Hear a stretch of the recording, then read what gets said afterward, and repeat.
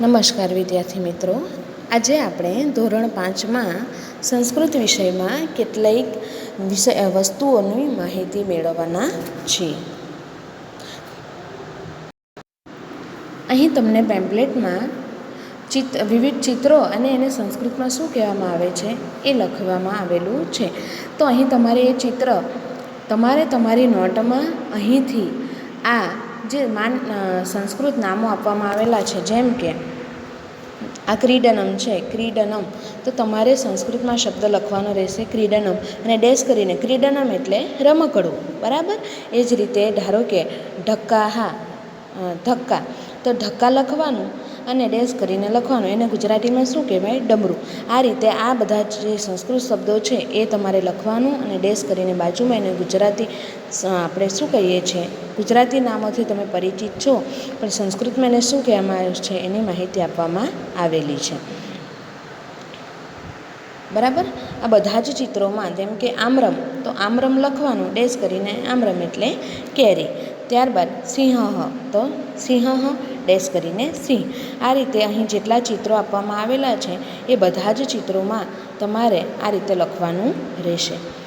ત્યારબાદ આપણા અહીં સેવકો આપણને ખબર જ છે કે આપણા ડૉક્ટર છે, વકીલ છે, શિક્ષક છે, કળીઓ છે, સુથાર, કુંભાર, લુહાર, સોની, આ બધા છે એ આપણા સેવકો છે.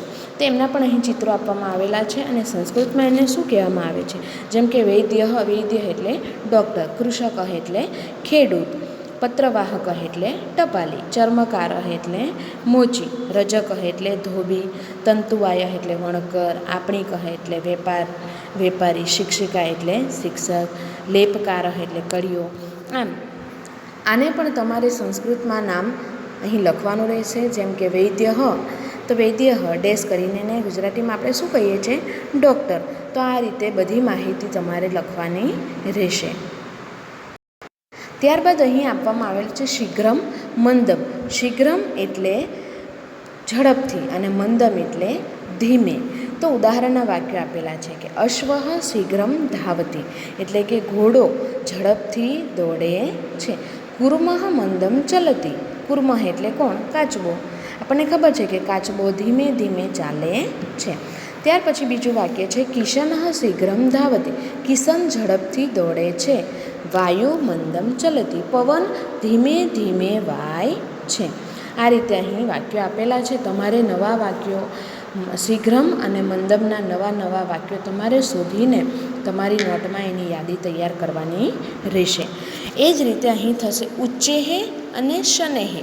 ઉચ્ચેહે એટલે મોટેથી અને શનેહે એટલે ધીમેથી. આપણે કહીએ ને કે વર્ગમાં બાળકો મોટેથી અવાજ કરતા હોય તો આપણે શું કહીએ?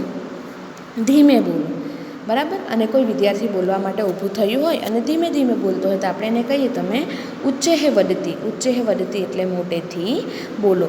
જેમ કે ઉદાહરણનું વાક્ય છે સિંહ ઉચ્ચેહે ગર્જતી.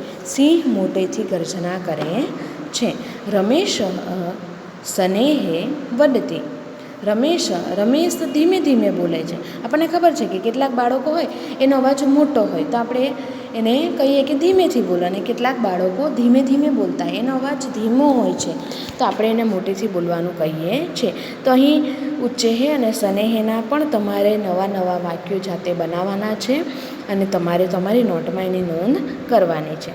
ત્યાર પછી અહીંયા એક બીજો પ્રશ્ન છે કે શીઘ્રમ મંદમ ઉચ્ચેહે અને શનેહે એતેષુ ઉચિચેન રૂપેણ રિક્ત સ્થાનમ પૂરયતુ. એટલે કે શીઘ્રમ મંદમ ઉચ્ચેહે શનેહે આ જે છે એનો ઉપયોગ કરીને આ જે નીચે ખાલી જગ્યા આપેલી છે એ મેં પૂરી જ છે. સહ શીઘ્રમ ભોજનમ કરોતિ.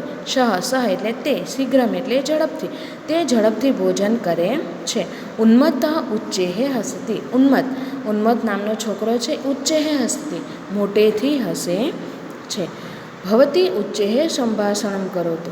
તમે મોટેથી બોલો. એતત લોકયાનમ સર્વદા મંદમ ગચ્છતિ. આ લોકયાનમ એટલે બસ. આ બસ હંમેશા ધીમે ચાલે છે, બરાબર. તો આવી રીતે તમારે નવા વાક્યો, નવી ખાલી જગ્યાઓ શોધીને તમારી નોટમાં નોંધ કરવાની રહેશે. તો આ બધી જ વસ્તુ તમને જે કાંઈ દર્શાવવામાં આવી છે આ બધી જ વસ્તુઓ તમારે તમારી નોટમાં લખવાની રહેશે. આ જે શબ્દો છે એ શબ્દોને સંસ્કૃતમાં લખી ડેશ કરી એના ગુજરાતી અર્થ લખવાના રહેશે. ત્યારબાદ આપણા સેવકોનું પણ એવું જ છે, જે શબ્દો લખવાના ડેશ કરીને એને શું કહેવામાં આવે છે ગુજરાતીમાં એ લખવાનું છે. અને શીઘ્રમ, મંદમ, ઉચ્ચૈઃ અને શનૈઃ આ બધા વાક્યો તમારે તમારી નોટમાં લખવાના છે. એ સિવાયના તમારે નવા વાક્યો તમે તમારા મમ્મી પપ્પાની, તમારા મોટા ભાઈ બહેનની મદદ લઈને નવા વાક્યો તમે બનાવી શકો.